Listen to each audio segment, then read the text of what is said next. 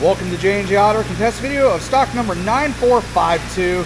We have a 2009 Pontiac G8 L76 aluminum 6-liter V8 under the hood, back for the 6.0L L76. This girl's got some miles on her. Looks like it was a salesman's car. It's not modified at all, which is very rare. Driver's door is smoked, so we can't get into it.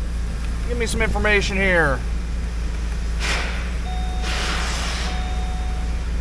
Oh, we had it.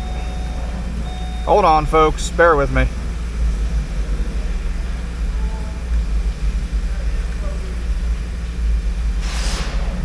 We know the tires are low. 213,194 miles. Runs great though. Blaupunk stereo. Doing its thing. This will be a great replacement motor, swap, dropout, whatever the heck you want to do with it. She's got some miles, but they were easy going highway miles. Like I said, this thing is not modified. It's got a stock exhaust, stock taillights, stock wheels that are not all curved up, all sorts of good stuff on it. Let's see if we can test some stuff here. Oh, the power mirror switch is on the inside.